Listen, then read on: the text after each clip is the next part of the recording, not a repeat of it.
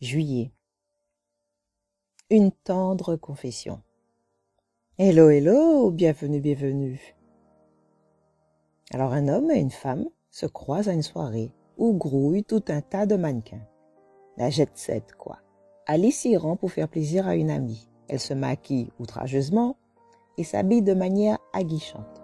Lui, Nikos, se rend à cette même soirée plus pour rencontrer un autre homme d'affaires avec lequel il espère signer un contrat.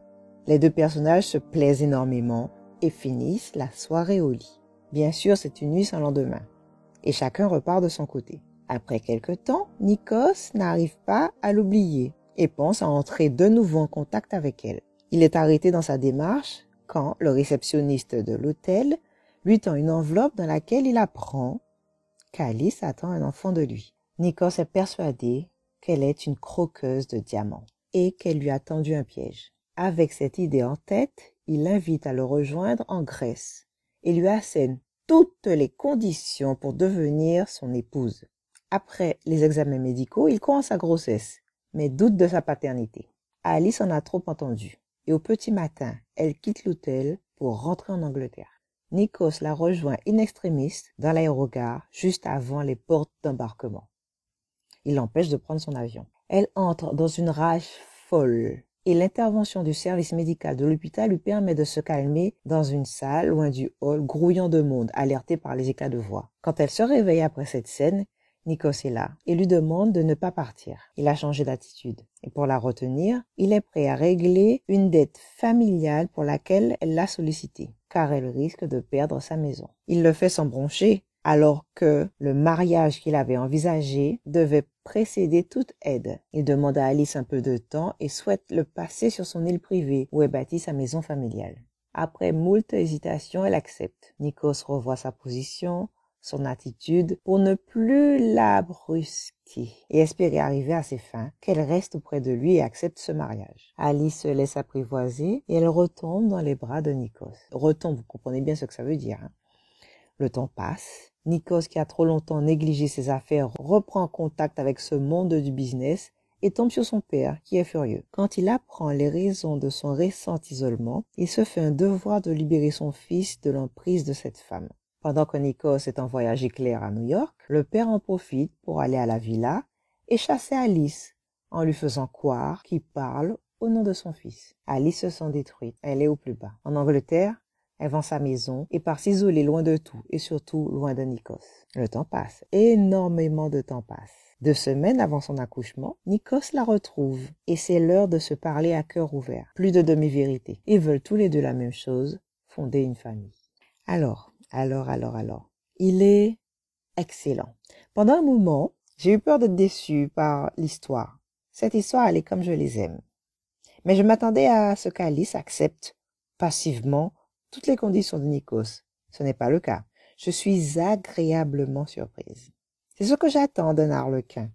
Pour cela, je donne 4 étoiles et demie. Ouais, d'où il sort ce et demi? Je vous explique. Alors, ce que j'aime, c'est je le quitte, je le fuis, je le retrouve, plus de malentendus, etc. Voilà.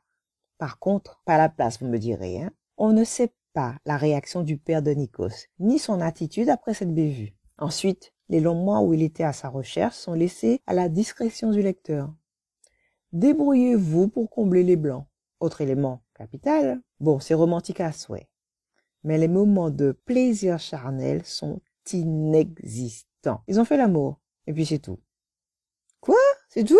J'exagère un peu, mais c'est à peu près ça. Ça raconte rien du tout. Il y a des lignes et des lignes sur le paysage, etc. Oui, c'est bien joli, mais un peu d'équilibre dans tout ça, ce serait mieux. Bon, passons au résumé. Enceinte. La nouvelle est un choc pour Alice, car le bébé qui grandit en elle est celui du sublime inconnu dans les bras duquel elle s'est abandonnée un soir de solitude. Sitôt qu'elle révèle par courrier son état à Nikos Drakis, celui-ci exige qu'elle l'accompagne dans sa villa grecque.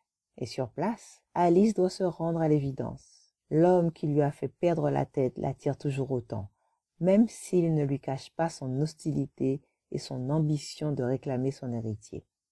Bon, comme d'habitude, vous savez, hein, ils exagèrent un tout petit peu dans le résumé.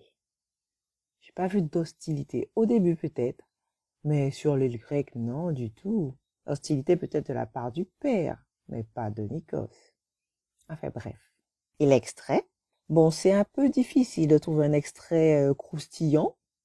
J'ai fait au mieux.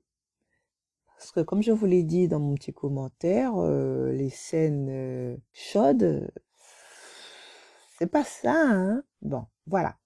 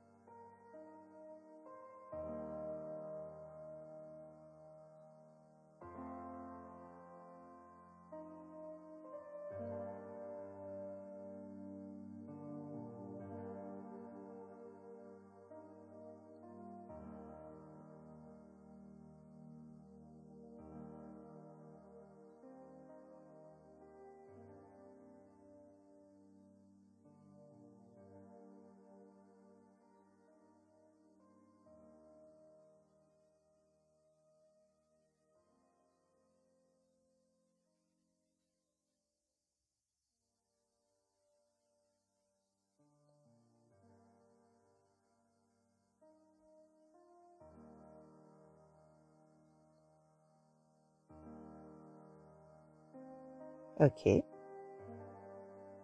Voilà, cher lecteur. À bientôt pour de nouvelles aventures romantiques.